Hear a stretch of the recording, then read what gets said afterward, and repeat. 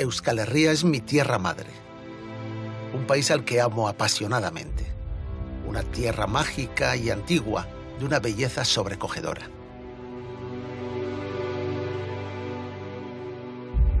Nos gusta pensar que nuestra historia como pueblo es un misterio único e indescifrable, una historia romántica envuelta en viejas creencias, sin nombres ni fechas precisas. Pero eso no es historia. Esa es la mitología de un pueblo. He dedicado casi toda mi vida al estudio de Euskal Herria y a la investigación de su historia y su cultura.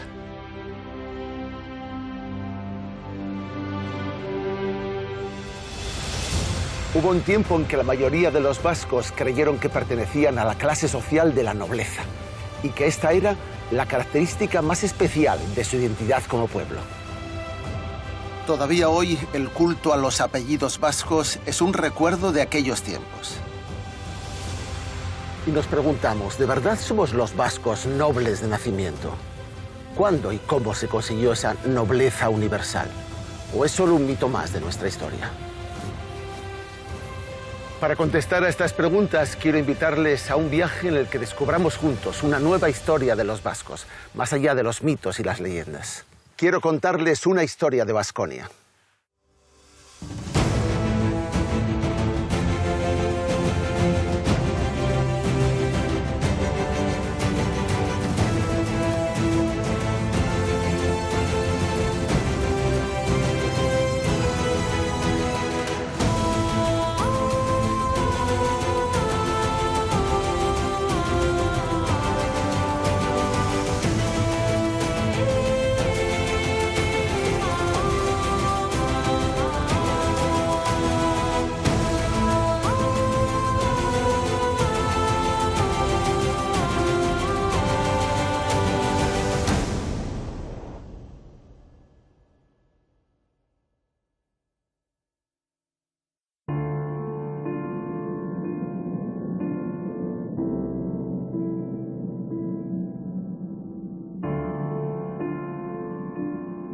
Dicen las Cortes del Reino de Navarra, desde la Edad Media, que la tierra y valle del Roncal es una de las antiguas e inmemoriales del Reino de Navarra.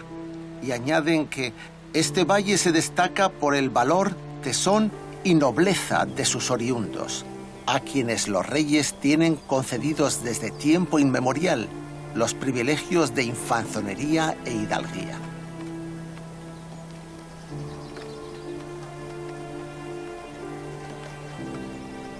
El Valle de Roncal y los roncaleses son un modelo de comportamiento en Euskal Herria y en todos los valles del Pirineo.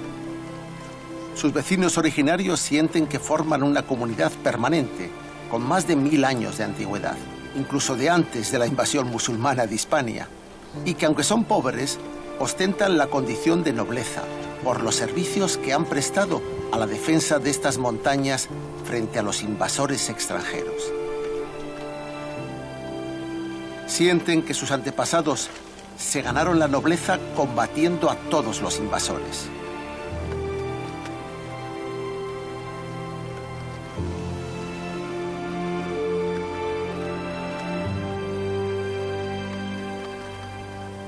Estos son los pasos por las gargantas del Pirineo que custodiaban los roncaleses. De su defensa de estos pasos y puentes, dicen que se deriva su nobleza colectiva. En estos escudos que encontramos en pueblos como Burgi, Saba o Erronkari, aparecen cabezas de reyes moros cortadas, flotando bajo los puentes o entre montañas pirenaicas. Históricamente parece bastante improbable que los roncaleses lucharan alguna vez de manera organizada contra los musulmanes.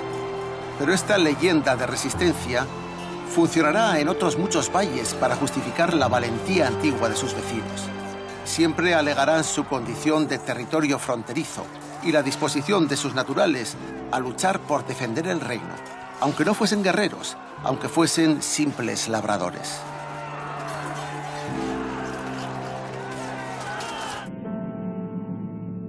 Es muy posible que los primeros vascos en adquirir el estatuto de hidalguía universal fueran los roncaleses. Pero después le siguieron muchos otros valles del Pirineo.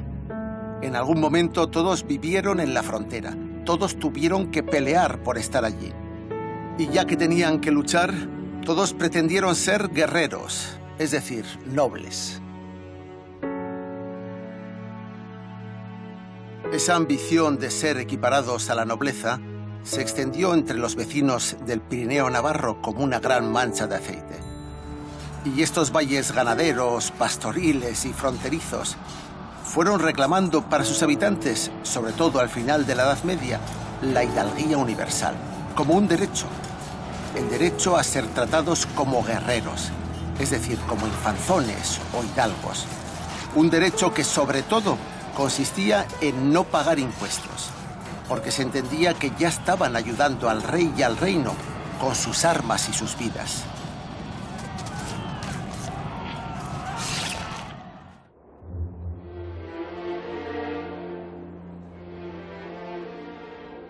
En el Valle de Salazar, el siguiente al Roncal hacia el este, el reconocimiento de la nobleza de sus vecinos se remonta a 1462. Es entonces cuando se les declaró exentos de cualquier pecha o impuesto, es decir, nobles y libres, porque la nobleza, como la Iglesia en aquella época, no pagaba impuestos, y el pueblo sí. Aquel mismo año fue el de la declaración de infanzonería para el Valle de Aezkoa, concedido por el rey de Navarra, Juan I. Los aezcoanos actuales conservan y lucen con orgullo sus vestidos de infanzones. Resulta curioso que sus trajes no sean medievales, sino imitaciones de trajes del siglo XVI y XVII. Y es curioso porque fue precisamente en aquel tiempo cuando se produjo en Navarra, en Vizcaya, en Álava y en Guipúzcoa, y también en algunos lugares de Cantabria y de Aragón, un movimiento de reivindicación en el que todos estos pueblos periféricos del Estado vinieron a decir: nosotros estábamos aquí antes de que se creara el Reino de Castilla. Somos más antiguos, más limpios, somos más nobles.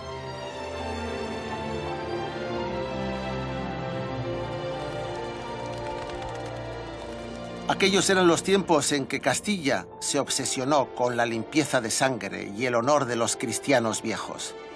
Y los vascos de las montañas aprendieron a decir: nosotros fuimos los primeros en luchar contra los moros.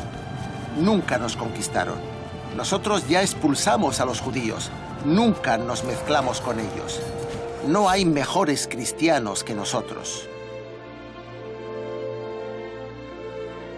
Los baztaneses ya eran todos nobles al menos desde 1440, y el signo de su nobleza es el escudo de armas del valle. Es un escudo elegante y muy especial, un tablero de ajedrez.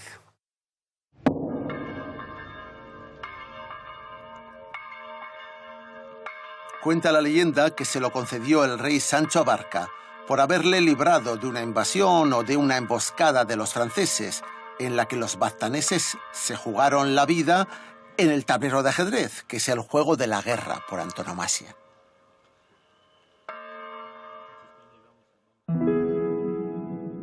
Se justificaba la nobleza de estos valles pegados al Pirineo por su condición fronteriza y por las obligaciones militares que todos sus vecinos asumieron en el pasado, aunque fueran simples labradores.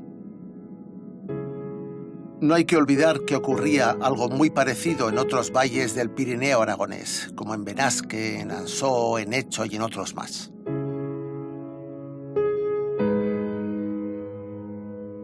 Pero estos supuestos nobles no dejaban de ser simples labradores y ganaderos que vivían del trabajo de sus manos, algo que para la nobleza castellana de título resultaba vergonzoso.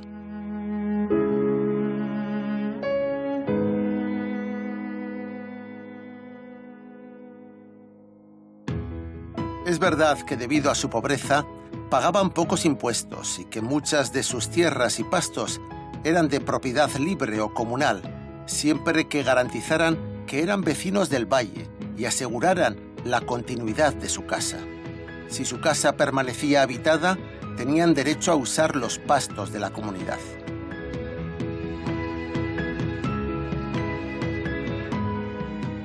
En el fuero de Navarra, a las gentes de la montaña se las denominaba nobleza de abarca, en referencia al calzado tradicional de los campesinos, para distinguirlos de la auténtica aristocracia navarra, la de título nobiliario familiar que poseía castillos, señoríos, siervos y latifundios, y a la que se llamaba nobleza de espuela. Este modelo de nobleza colectiva de los valles pirenaicos navarros se copiará, mejorado a gran escala, en Vizcaya y Guipúzcoa al acabar la Edad Media, a comienzos del siglo XVI.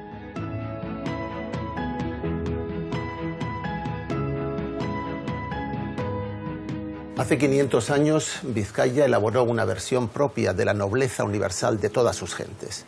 Está jurídicamente mucho más acabada y es territorialmente más extensa que ninguna otra que se hubiera conocido antes.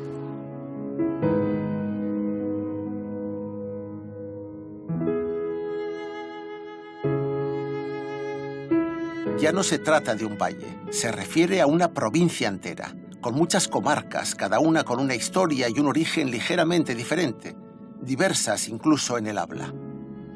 Desde 1527, los guipuzcoanos lo imitan encubiertamente, aunque nunca tuvieron un fuero escrito como el de Vizcaya. En este famoso cuadro, titulado El besamanos de Fernando el Católico, vemos a la nobleza banderiza de Vizcaya bajo el roble de Guernica, rindiendo homenaje al rey Fernando el Católico. Es el año 1476 y el rey, para ser aceptado como señor, confirma los fueros de Vizcaya. Entonces estaba en vigor en el señorío de Vizcaya el fuero viejo. Aquí están representados todos los señores de la tierra y de la guerra. Este cuadro nos muestra el final de la Edad Media vasca. Vemos a los grandes parientes mayores con sus escudos de armas. Estos eran los únicos que, según el fuero viejo, se podían considerar nobles, los que tenían todos los privilegios, a menudo ganados por sus armas. También aparecen aquí sus esposas, adornadas cada una con el complicado y carísimo tocado, representando a su pueblo, todos distintos entre sí. Este es un cuadro propio de una sociedad feudal, en la que había grandes diferencias de clase, y en la que, desde luego, no todos eran nobles.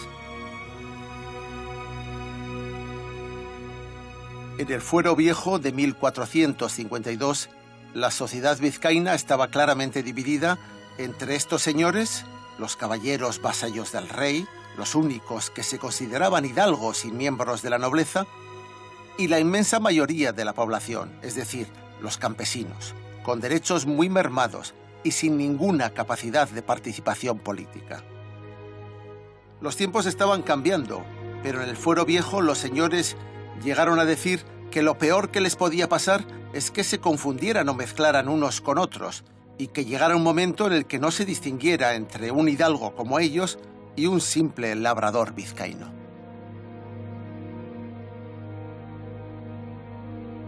El orden social que refleja este cuadro es el mundo feudal castellano, una sociedad basada en la desigualdad y dividida claramente en dos estamentos.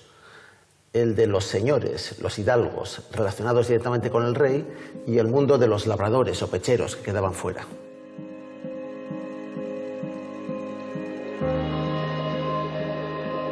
Los nobles tienen todos los derechos y privilegios de personas libres, mientras que los pecheros tienen muy limitados sus derechos y sufren cargas muy pesadas, sobre todo de pechas, es decir, de impuestos. Sin embargo, es verdad que en Vizcaya había muy pocos nobles de alto nivel. No había ningún auténtico señorío. Había pocos siervos y sí muchos labradores libres. En general, los vizcaínos eran pobres, pero libres. Y este es un rasgo esencial, porque les hacía parecerse mucho a los navarros del Pirineo.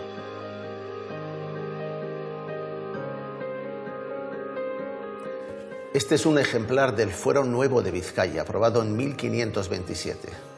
Entre la imagen del besamanos de Fernando el Católico y la aprobación de este Fuero Nuevo, se produjo en Vizcaya una revolución social silenciosa y prácticamente desconocida. En apenas 2 generaciones se pasa del fuero viejo vizcaíno de 1452 al fuero nuevo, aprobado en 1527. La mayor diferencia entre la ley vieja y la nueva es que el fuero nuevo ya no es feudal, sino que reconoce a todos los vizcaínos la igualdad de la hidalguía universal, una ley que les convierte en nobles a fuero de España y que ellos exigirán siempre que sea respetada por todos los tribunales del reino.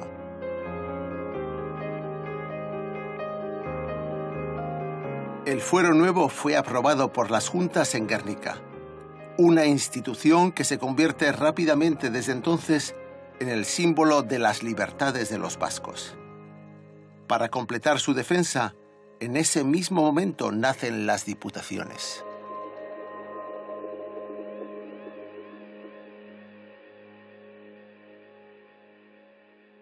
En la Edad Media y en regímenes muy señorializados como el castellano, solo el noble tiene plenitud de derechos. Los demás los tienen muy limitados. Un distintivo de la nobleza es que solo los nobles podían tener y llevar armas. Por eso es interesante esta imagen de un aldeano vizcaíno del año 1529, retratado apenas 2 años después de que se aprobara el fuero nuevo de Vizcaya por un artista alemán que formaba parte del cortejo del emperador Carlos V cuando vino a Vizcaya. Las armas de este aldeano vasco son un signo de su hidalguía, un distintivo de su libertad. Nos preguntamos, en un país donde nos consta que la mayor parte de la población era y siguió siendo labradora, ¿en qué consistía la hidalguía? La hidalguía era el nivel inferior de la nobleza, pero se consideraba nobleza al fin y al cabo. Y ser noble daba derecho a privilegios especiales. Derecho a llevar armas, a no ser sometido a tortura ni trato humillante, a no tener que pagar pechas o impuestos, a no ir a prisión por deudas como iría cualquier plebeyo. Son unos privilegios que son muy parecidos a las libertades individuales básicas de cualquier persona moderna, pero que entonces estaban al alcance de solo unos pocos. Y son unos privilegios que los vascos sentían que poseían desde siempre. Recurrimos de nuevo al profesor José Ramón Díaz de Durana para entender esta vez cómo surge el concepto de la hidalguía universal entre los vascos y, sobre todo, para qué fue utilizado y cómo se enmarca en la sociedad de su tiempo, cómo fue aceptado y qué uso hicieron de esa nueva consideración jurídica los vascos en el pasado. ¿Es verdad, José Ramón, que la nobleza vizcaína, porque es la mejor definida jurídicamente, es originaria, que no data, que es de siempre, de toda la vida y que no necesita ser concedida por un rey, porque basta con nacer en Vizcaya, en un solar conocido, para ser ya noble por naturaleza? El fuero nuevo de 1526 lo que reconoce es precisamente esto, ¿no? Es decir, los vizcaínos, todos los vizcaínos, por el hecho de haber nacido en Vizcaya, por ser naturales de Vizcaya, digamos que adquieren esa condición de hidalgo. En la sociedad castellana, ser hidalgo es distinto a serlo a partir del siglo XVI en Vizcaya. Por supuesto, por supuesto. Ser hidalgo en la Sevilla del siglo XVI, en Cuenca, en Medina del Campo o en cualquier ciudad castellana donde el grupo de hidalgos era muy reducido, en fin, alcanzando porcentajes que en el mejor de los casos pueden llegar al 10%, obviamente significaba tener privilegios importantes, sobre todo desde el punto de vista fiscal, pero no solamente desde el punto de vista fiscal, porque eran exentos, no pagaban tributos personales ni territoriales, sino que también lo era desde el punto de vista judicial, digamos, privilegios de carácter procesal, inmunidad, etcétera, etcétera, ¿no? Sin embargo, obviamente, ser hidalgo en la Vizcaya del siglo XVI no representaba todo eso. Es decir, sí para alguien que era capaz, saliendo de Vizcaya, de probar su hidalguía en Castilla, obviamente. Pero, ¿de qué sirve ser hidalgo cuando todos o la mayoría de la población lo son? Desde ese punto de vista, por supuesto, los vizcaínos pagaban. Es verdad que pagaban cosas diferentes que los castellanos, pero pagaban. Fernando II de Aragón, también llamado el Católico, él decía que, bueno, que en la cornisa no pagaba a nadie. Es decir, que, bueno, ¿esto qué es? ¿Por qué? Bueno, pues porque todo el mundo trataba, obviamente, de, digamos, evitar el pago reclamando su condición de hidalgo. Pero dentro me cuesta entender por qué consintieron los que detentaban verdaderamente la hidalguía, los parientes mayores, los jaunchos, los caballeros, los banderizos. ¿Por qué consintieron que de repente ese estatus del que gozaban, que era obviamente superior, tanto jurídicamente como obviamente económicamente, fuese, por lo menos jurídicamente, asumido y compartido por toda la población? Es un momento en el que, en fin, esos banderizos, digamos, para calificarlos de una manera que todos nos entendamos, digamos que están de capa caída, ¿no? Es decir, en el sentido de que han logrado finalmente, digamos, institucionalizar sus diferencias, aunque en Vizcaya, como sabes, las diferencias entre la tierra llana y las villas se mantienen hasta 1630. Esto es algo, en fin, esa distancia entre unos y otros hace que, bueno, prácticamente la hermandad no tenga ninguna fuerza en el caso vizcaíno, porque las villas no son capaces de articularla, ¿no? La hidalguía universal favorece ese espíritu emprendedor de los vascos. Quienes salían dentro del kit, llevaban la hidalguía o la posibilidad de obtenerla. De reclamarla. Y de reclamarla y de conseguirla, ¿no? Esto es algo que obviamente otros no disponían, y la competencia, digamos, que se establece entre unos y otros, quiero decir, entre los vascos o entre los vizcaínos y quienes no lo eran en América o en otros ámbitos del área castellana, pues obviamente hace que juegue a favor de las gentes que salen del país y que acaban obteniendo la hidalguía. Sin lugar a dudas, eso es una ventaja, sin duda, una ventaja. Pero quizá yo diría, no lo es menos que el conocimiento de, por ejemplo, los oficios mecánicos, el conocimiento del funcionamiento de la siderurgia, en fin, digamos, aspectos que les permitieron desarrollar algo que quizá otros pues jamás lo hubieran hecho, porque desconocían esos procedimientos básicos, ¿no?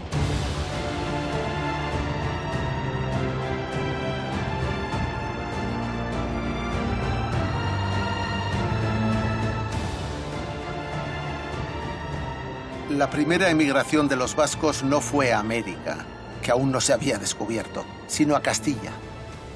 Y los primeros oficios que escogieron eran aquellos en los que podían destacar más fácilmente. En concreto, fueron dos. El de escudero. Eso es lo que hacían los que pertenecían a familias hidalgas, como Íñigo de Loyola, que era el segundón de su familia, al que mandaron a Ávila a servir de escudero a un buen señor. Y el segundo oficio era el oficio de escribano. Y ahí los vascos empezaron a sobresalir como buenos calígrafos y como gente capaz de llevar notas, correspondencia, cuentas, albaranes, recibos y otras cartas. El problema que tenían es que esos puestos, esas escribanías, en Castilla estaban ya ocupadas casi siempre por los judíos. Y los vascos entraron como aprendices de ellos, en las casas de los judíos, para luego intentar quitarles sus puestos y sobre todo para prohibirles más tarde que vinieran a habitar a Baskonia.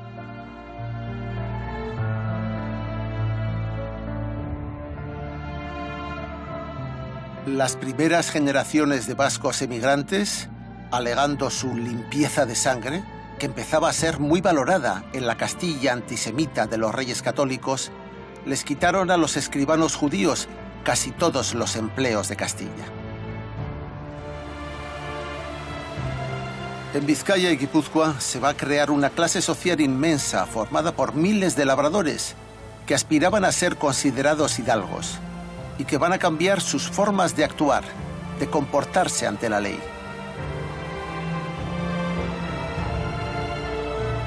Pero antes su reivindicación de nobleza tendría que ser aceptada por las leyes y los jueces de España, y a menudo tendrán que acudir hasta el Tribunal Supremo para defenderla. Eso era algo completamente inhabitual, un trato único para los vascos. Por las series de documentación tan completas y bien ordenadas que ha conservado, esta Sala Vizcaya es la joya del archivo de la Real Chancillería de Valladolid.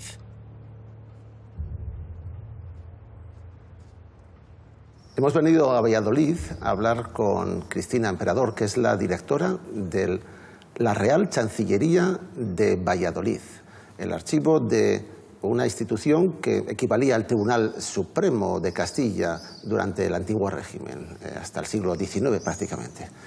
El Tribunal de la Real Audiencia y Chancillería cuenta con unas salas que imparten justicia civil y criminal, como salas ordinarias, pero tiene también unas salas especiales que se corresponden con la sociedad privilegiada de la época. Una de esas salas es la Sala de Hijos de Algo y otra sala es la llamada Sala de Vizcaya. ¿Y a la Sala de Vizcaya quién acudía? A la Sala de Vizcaya podían acudir, a partir del fuero de 1526, todos los vizcaínos a apelar o a plantear todas sus causas, bien fueran civiles o criminales. ¿Cuál es la diferencia que puede existir entre los pleitos que se sustanciaban ante la Sala de Vizcaya o los pleitos que se sustanciaban ante cualquiera de las salas civiles o criminales de la Chancillería? La Sala de Vizcaya es una sala eminentemente territorial, claro. Allí se van a ver solo las causas de vizcaínos, como decimos. Y se pueden ver esas causas de dos maneras distintas. O bien se ve en apelación de causas que se han visto en justicias del señorío, que una de las partes no queda conforme y apela, igual que se hace ahora, ante los tribunales, ante la Sala de Vizcaya. Pero hay otra vertiente de causas que creo que es muy interesante, que son aquellos vizcaínos que residían fuera del señorío y tienen reconocido por el fuero de 1526, como decíamos, que sus causas solo las puede ver el juez mayor de Vizcaya, que es el magistrado que ocupa esta Sala de Vizcaya de la que hablamos. Y ahí es muy habitual pleitos de vizcaínos que residan en Castilla y tengan normalmente un problema de pago de pechos o de impuestos que se niegan a pagar en su condición de hidalgos y acaban presos. Y entonces lo que hacen es apelar ante la Chancillería o venir a la Chancillería, no solo para que se les vea el asunto en sí, sino para que se les libere de la prisión, como vizcaínos que son. Hay muchos vizcaínos que recurren específicamente para que se vea reconocida su vizcainía. Los hay y sobre todo da lugar a un tipo de documentación también muy específica.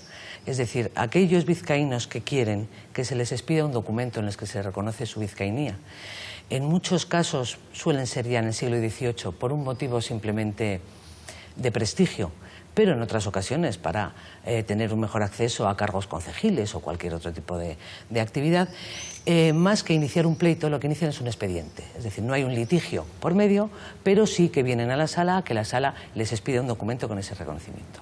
Eso a día de hoy conforma una colección que se llama la colección de vizcaínías. Y bueno, es una serie muy interesante de 900 documentos. 900 documentos, 900 vizcaínos. 900 vizcaínos a los que se expidió un documento de ese tipo, en los que además lo interesante de esos documentos es que contienen, ante todo, documentación genealógica. Una vez que acceden a la Sala de Vizcaya, estos vizcaínos residentes en Vizcaya o residentes en cualquier otro lugar del Imperio Español, entiendo que el pleito se sustancia con el mismo procedimiento que el de cualquier otra sala. Procedimiento. Pero lo que es muy interesante y muy destacable es todo aquello que se aporta como piezas de prueba. Entonces, la parte que viene a litigar a la Chancillería trae documentos que le ayudan a defender su derecho en el pleito que se trate.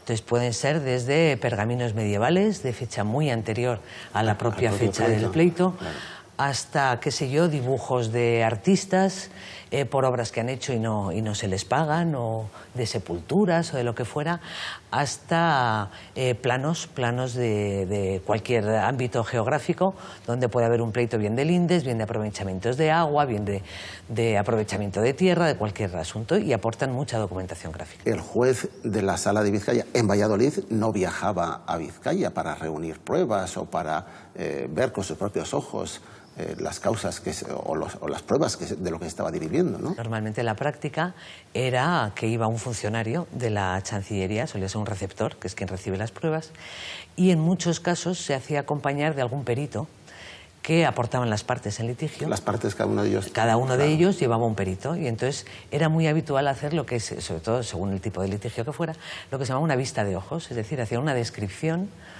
por escrito de aquel espacio geográfico donde estaba el pleito, como decimos. Entonces hacían toda una descripción por escrito de las características, decían además cómo se citaban en un puente, empezaban caminando y veían una cosa y otra, todo eso aparece por escrito incorporado al pleito. Pero además, en muchos casos, podían tener interés en aportar piezas, pruebas gráficas, que podían ser dibujos en papel. Tenemos el archivo, de hecho conserva una amplia colección de dibujos en papel, y podían incluso ser, en un momento determinado, óleos sobre lienzo, cuando aquello que se litigaba era de mucho peso, porque ese tipo de pruebas, por supuesto, las pagaba la parte litigante.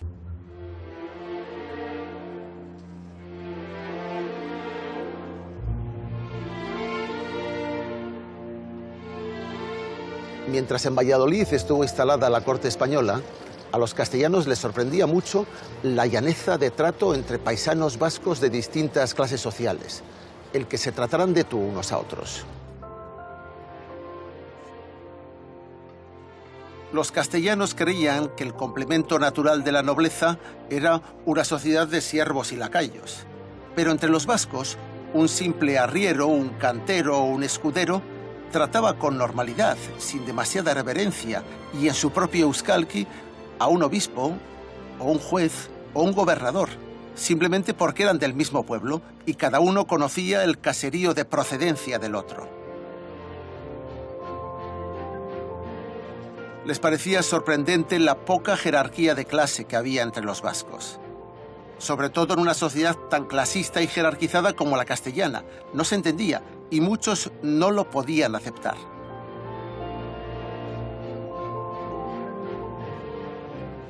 Un siglo después de aprobarse el Fuero Nuevo de Vizcaya, todavía el más pobretón y loco de los viejos hidalgos castellanos, Don Quijote, no terminaba de creerse que los vizcaínos, solo por el hecho de haber nacido en su tierra, fuesen auténticos caballeros, y se peleaba con ellos. Todo esto que Don Quijote decía, escuchaba un escudero de los que el coche acompañaban, que era vizcaíno, el cual, viendo que no quería dejar pasar el coche adelante, sino que decía que luego había de dar la vuelta al Toboso, se fue para Don Quijote y, asiéndole de la lanza, le dijo en mala lengua castellana y peor vizcaína de esta manera: «Anda, caballero, qué mal andes, por el Dios que crióme, que si no dejas coche, así te matas como estás ahí, vizcaíno». Entendióle muy bien Don Quijote, y con mucho sosiego le respondió: «Si fueras caballero, como no lo eres, ya yo hubiera castigado tu sandez y atrevimiento, cautiva criatura». A lo cual replicó el vizcaíno: «¿Yo no, caballero? Juro a Dios, tal mientes como cristiano. Si lanza rojas y espadas sacas, el agua que aun presto verás que al gato llevas. Vizcaíno por tierra, hidalgo por mar, hidalgo por el diablo, y mientes que miras y otra cosa dices».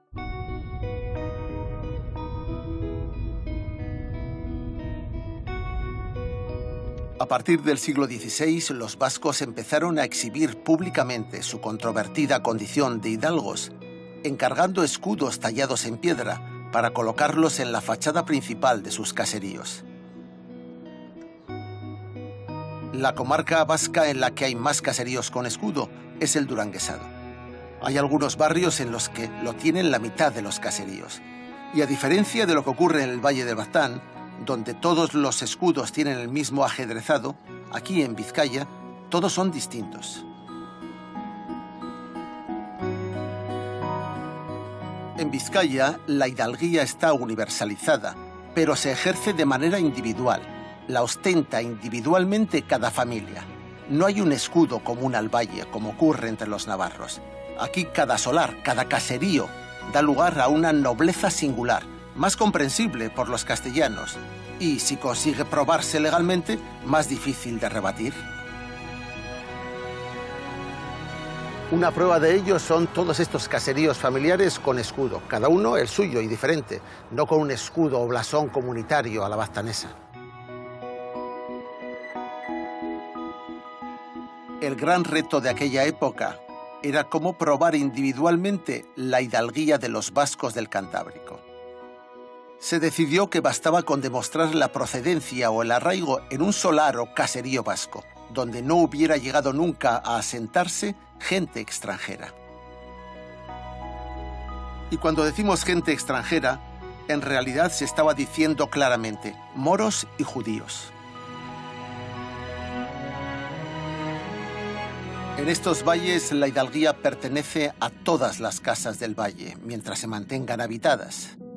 También eso condiciona los apellidos tradicionales, que en muchos casos hacen referencia al nombre del primer propietario de la casa: Perurena, Sanchotena, Michelena, Marticorena. Estos no existen en Vizcaya, donde el caserío tiene identidad propia, independientemente de sus ocupantes, y es la casa la que da su nombre a la familia, no al revés. En casi toda Álava, menos en los valles de Aramayo y Ayara, y en 2/3 de Navarra, estas condiciones geográficas e históricas de dispersión de los caseríos libres no existían. En buena parte por eso estuvieron excluidos de la hidalguía universal. La gente de estas tierras de la vertiente mediterránea de Euskal Herria no son nobles ni tienen apellidos de la casa. Sus apellidos son los largos apellidos compuestos alaveses y navarros, formados por el patronímico, es decir, el nombre del padre: López, González, Díaz, más la preposición de, y finalmente el nombre de un pueblo o una aldea. Hay multitud de ejemplos sobradamente conocidos: Ochoa de Alda, Ortiz de Zárate, Ruiz de Azúa, Gómez de Segura, López de Muñain, Ruiz de Gopegui. En cualquier caso, lo que se trataba es de demostrar a través del apellido que eran vascos cristianos viejos, que no se habían contaminado nunca con la mezcla de sangre morisca o hebrea. Los vascos introdujeron en sus fueros y ordenanzas estrictas medidas de discriminación racial para garantizar la limpieza de sangre de todos los naturales de Vizcaya y de Guipúzcoa. Por el fuero, prohibieron asentarse en el territorio vasco a cualquier descendiente de conversos judíos o de moriscos, y también a cualquier hereje o a cualquiera que hubiera sido encausado por la Inquisición. Los conversos judíos, que eran quienes les habían enseñado a escribir y otros oficios en Castilla, fueron los primeros en indignarse porque se les excluyó.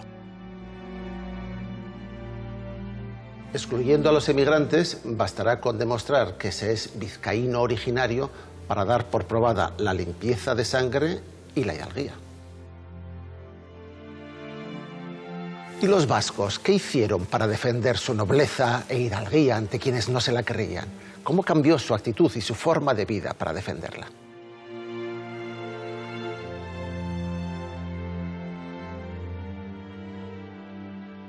Hemos venido a Gasteiz para hablar con el profesor Alberto Angulo, que es quien mejor ha estudiado y quien más está trabajando, más en profundidad está trabajando, los aspectos relativos a la identidad de los vascos que salen fuera de Euskal Herria, que emigran por los territorios de la corona española, y sobre todo los aspectos que se refieren a cómo se organizan de manera colectiva y cómo articulan la defensa de sus intereses y de sus derechos o privilegios. Alberto, te queríamos preguntar, ¿es bueno ser vasco? Realmente sí que era un input, un elemento, un factor a tener en cuenta y que normalmente la historiografía lo ha dejado en un término más bien, en un marco más bien de aspecto jurídico, pero que tenía una relevancia muy importante a nivel de la vida cotidiana, la vida de los negocios y en las posibilidades de crecer en la sociedad castellana de la época. ¿Y es bueno ser un vasco solo o es mejor ser un vasco agrupado con más vascos? Una de las características sintomáticas de los emigrantes de las tres provincias a lo largo de los siglos es esa tendencia que tienen a buscar el asociacionismo. ¿Y cómo se organizan? ¿De manera estructurada o de manera agregativa, voluntaria, libre y abierta? Si hay un elemento, un caso que puede ser muy expresivo es el que ocurre entre 1589 y 1590 con el proceso que lleva adelante la publicación de unas alegaciones por parte del fiscal de la Chancillería de Valladolid, el gallego García de Saavedra. Entonces, en ese momento lo que se advierte es cómo no solo las asociaciones en las que estos comerciantes emigrantes de origen vasco ubicados en Sevilla van a articular, sino también en la participación directa de las instituciones forales, en este caso el señorío a través de su diputación. ¿Qué hace el señorío? Van a pedirle expresamente a Felipe II una real provisión para que ese libro no es que no sea editado, sino que sea expurgado, o sea, que se fuese librería por librería y se quitasen aquellas párrafos, incluso no páginas, sino los párrafos que consideraban que atentaban contra el honor de los hidalgos vizcaínos, porque este fiscal lo que en cierta medida venía a decir o venía a poner en duda era que esa hidalguía de sangre, esa hidalguía universal que se había logrado entre finales del XV y la primera mitad del siglo XVI por parte de Guipúzcoa y Vizcaya, pues no era tal, eran tan hidalgos como podían ser muchos otros.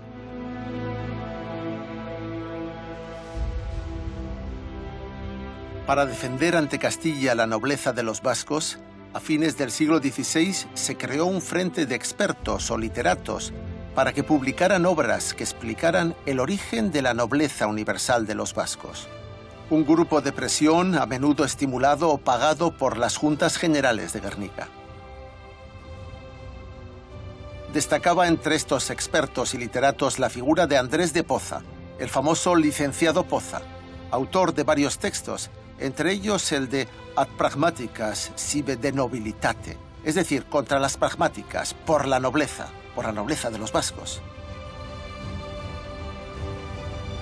Él y otros intelectuales de aquella época, como el licenciado Zaldivia, Arias Villalobos, Baltasar de Chave, fueron los padres de teorías que han circulado hasta hace muy poco tiempo sobre el por qué somos nobles los vascos.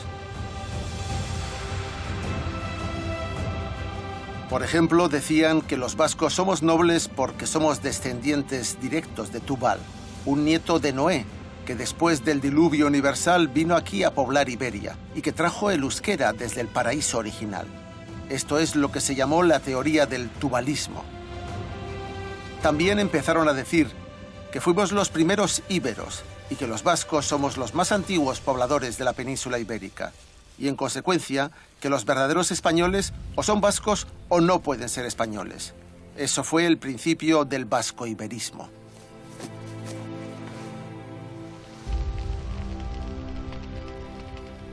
Otros se apropiaron de la memoria del pueblo de los cántabros, los que resistieron a Roma, siendo el último de los pueblos en ser sometido al Imperio Romano.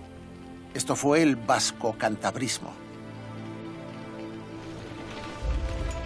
La conclusión fue que se difundió la idea de que los vascos estamos aquí desde el origen de los tiempos y sobre todo que nunca fuimos conquistados por ningún invasor exterior.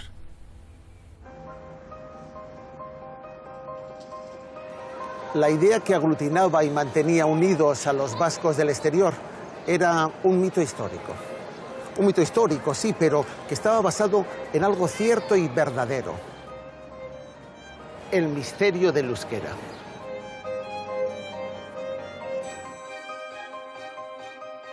El euskera es milenario, obviamente distinto y mucho más viejo que el latín. Y concluyeron que si se hablaba todavía en Vasconia es porque aquí nunca habíamos sido conquistados por los romanos. Tampoco llegaron los moros, y ya habíamos expulsado a todos nuestros judíos, los de Judismend y de Gasteiz, o los de la Aljama de Balmaseda, no permitiendo a sus hijos, aunque fuesen conversos al cristianismo, que entrasen en estos territorios. Así que los habitantes de los valles vascos podían enorgullecerse de una limpieza de sangre perfecta, incontaminada y absoluta, siempre que demostrasen que procedían de una casa, de un caserío antiguo.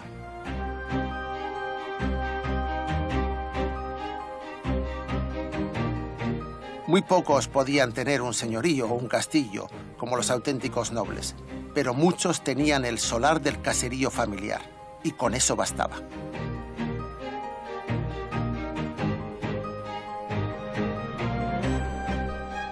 Y el nombre del caserío de procedencia se fijará en los siglos XVI y XVII como el apellido propio de la familia. Ese es el origen de la mayor parte de los apellidos vascos y de su importancia social, el nombre de la casa.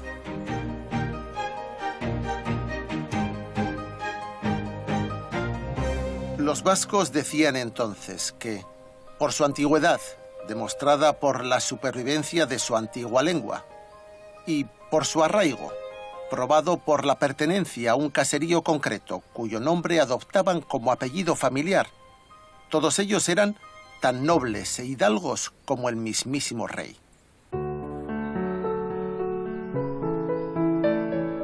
Y todo para favorecer al inmigrante, si creemos las hipótesis de interpretación histórica que ahora están manejando los expertos.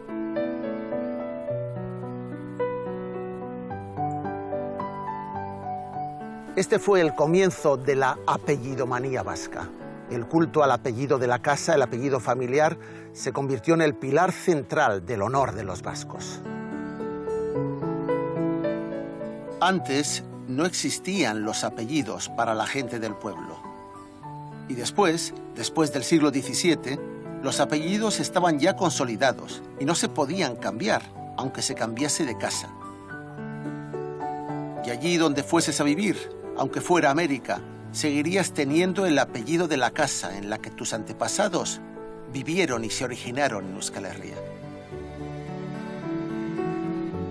Así que, salvo el caso de algunas de las familias más nobles y más antiguas, la inmensa mayoría de los apellidos vascos surgió en el siglo XVI.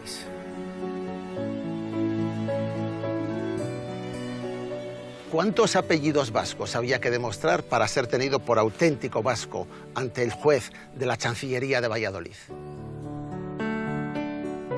¿Hacen falta los 8 apellidos vascos que exige el personaje de Carra Lejalde en su famosa película? No. Normalmente en aquella época bastaba con 4. Que los 4 abuelos tuvieran arraigo en un caserío. Que los 4 caseríos, o sea, apellidos, fueran certificados por el testimonio de los vecinos, o como decía el fuero, desde que hay memoria o fama pública, es decir, de toda la vida.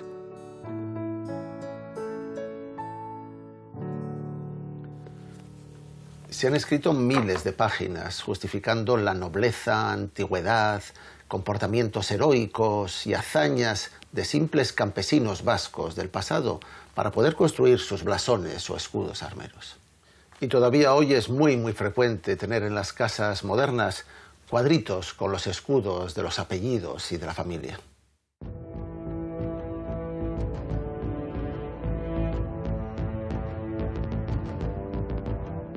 La hidalguía de los apellidos vascos sigue vendiendo muy bien. Los que buscan su genealogía familiar siguen siendo la mayoría de los usuarios de los archivos históricos vascos.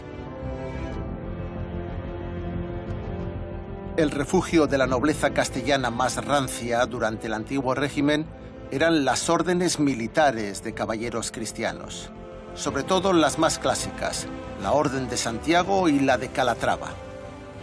Eran organizaciones que antes de admitir a alguien investigaban a fondo a toda su familia para ver si estaba limpia.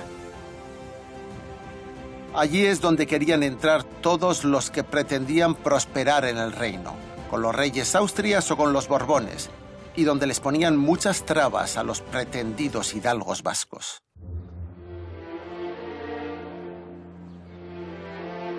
Este es el Palacio de los Oquendo, construido poco después de 1560, cuando la familia estaba alcanzando la cima de su éxito social. Sin embargo, sus orígenes eran mucho más humildes. Estaban en una pequeña casita junto a la playa de la Zurriola.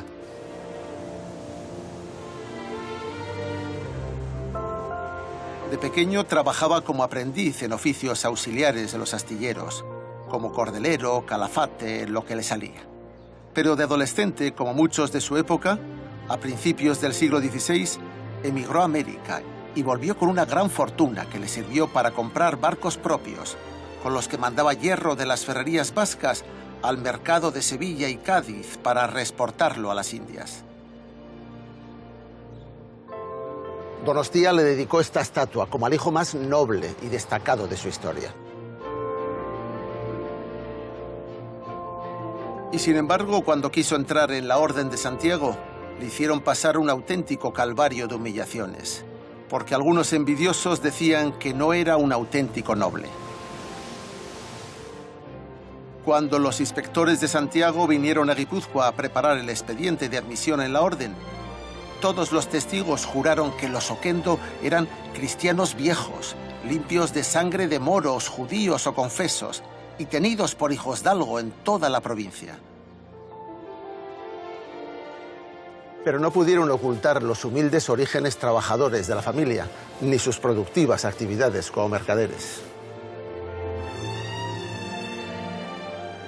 Eso era algo que en Castilla se consideraba indigno de un auténtico noble, del que se suponía que nunca debía ensuciarse las manos con el trabajo degradante, ni enriquecerse en el mercado como un judío, sino vivir solo con las rentas familiares y los favores del rey.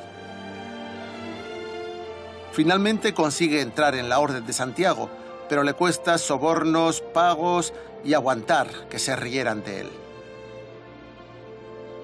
Y si le hacían estos desplantes al gran Oquendo, imagínense las humillaciones y burlas que sufrirían los vascos de a pie cuando reivindicaban su supuesta nobleza en Castilla o en el Imperio.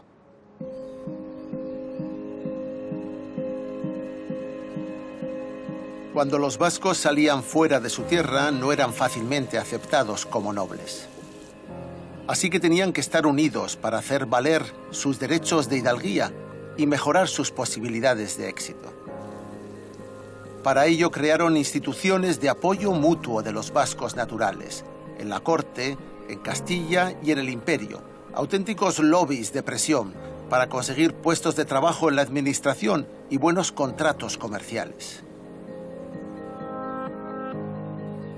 Lo que está claro es que para los inmigrantes salidos de Baskonia, la mejor vía que tenían de prosperar era valerse de las redes de familiares y paisanos del mismo valle o del mismo origen territorial para conseguir puestos de trabajo privilegiados.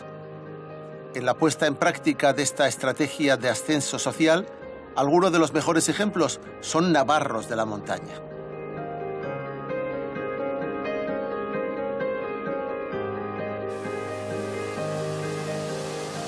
Tenemos muchas dudas sobre cómo funciona el Baztán, sobre cómo funcionan los valles atlánticos vascos. Y para resolver algunas de ellas recurrimos al mejor especialista actual en la estructuración social de las relaciones familiares, en los mecanismos de colaboración, de inclusión y de exclusión en algunos casos, que es el doctor José María Imizco. ¿Es bueno ser baztanés, entonces? ¿Es bueno ser hidalgo vasco? Bueno, es un auténtico chollo, podríamos ¿sí? decir. Claro, eso suponía que en cuanto estos baztaneses salían, digamos, a las tierras del imperio, llevaban adelante sus negocios, su comercio, se enriquecían, podían muy bien traducir esa riqueza en términos de nobleza y situarse en el estamento superior de la sociedad castellana. ¿Y esto lo hacen de manera individual, caso por caso, familia a familia, o lo hacen de manera organizada? Es algo que los historiadores muchas veces no han visto. Hemos hablado del capital económico, de la riqueza material, pero las redes de estos baztaneses muestran que para ellos era muy importante el capital relacional, o sea, el conjunto de relaciones, de conexiones que tenían y que les permitían pues adentrarse en determinados negocios, en determinadas instituciones y sacar unos rendimientos importantes. Caracterízanos a las variedades más claras o más definidas de los miembros de estas congregaciones.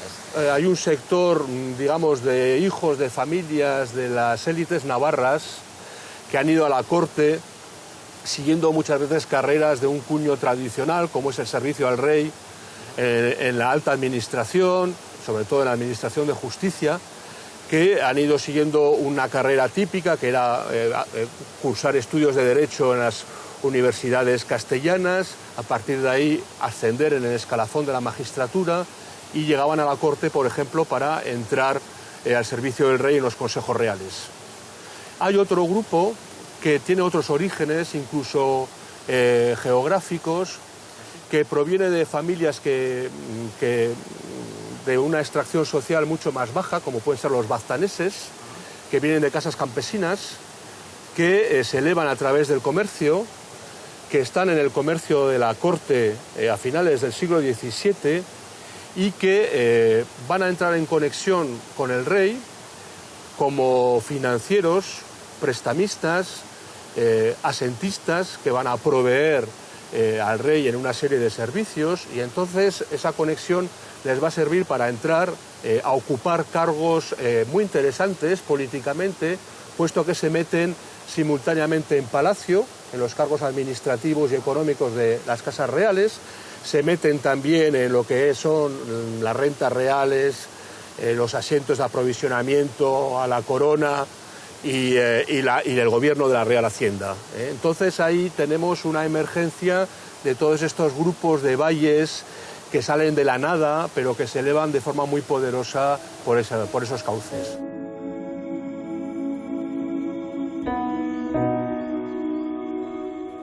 Juan de Goyeneche y Gastón nació en Arizcún, en Navarra, en 1656, y es un modelo ejemplar del éxito de la nueva nobleza navarra.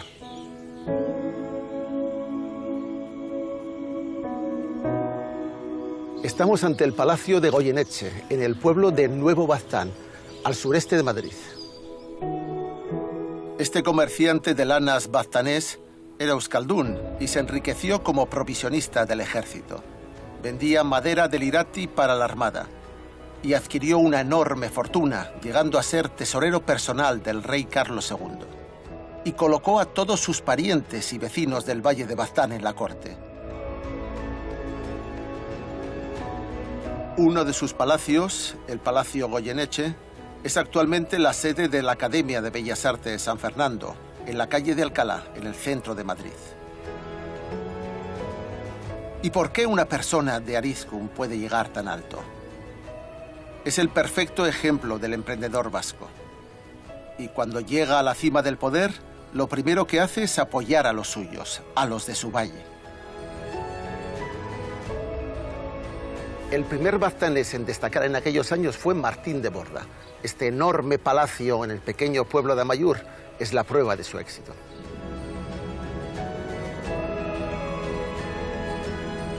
Nació en Amaiur en 1622 y es quien consigue canalizar todo el tráfico de lanas navarras, riojanas y aragonesas que antes salían por Donostia hacia el norte de Europa a través de la ruta terrestre por la pequeña aduana de Amaiur hacia Bayona. Todos los que se casaron con las numerosas hijas de Borda triunfaron en la corte y se hicieron construir los grandes palacios de Baztán. En ellos ponían sus escudos para presumir de la nobleza recién adquirida. Etxebertzea, Aldecoa, Bertis, Iturbide, Lecaroz, Echenique. Estas gentes se están saltando las barreras sociales de sus orígenes y ya se comportan como nobles. Y el aspecto de sus casas y su arquitectura es el de los palacios de la nobleza.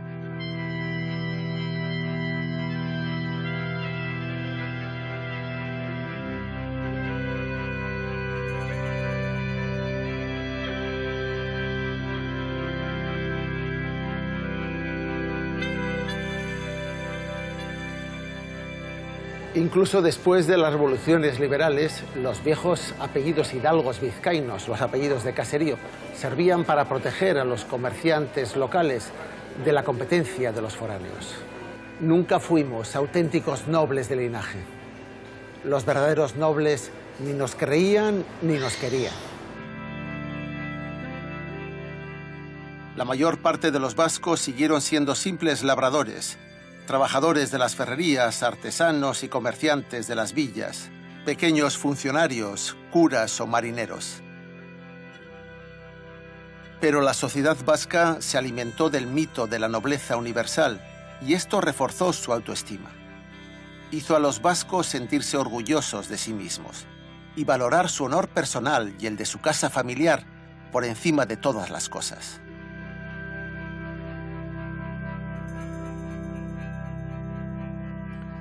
La nobleza vasca probablemente fue solo un invento ingenioso de los abogados de las juntas generales, pero en su época, y ya durante siglos, funcionó como si fuera verdad.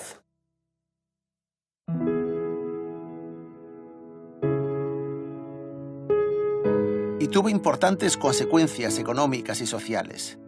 No solo permitió que la emigración de los vascos se hiciera en condiciones más favorables, sino que además hizo a miles de vascos ser mejores personas. El honor de los vascos hidalgos les obligaba a mantener un comportamiento honorable, a conducirse con equidad, honestidad y justicia.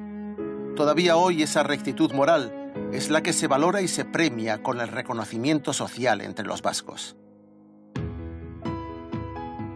La adaptación vasca de la nobleza universal fue una estratagema jurídica muy inteligente y muy bien elaborada, y tuvo largas consecuencias históricas.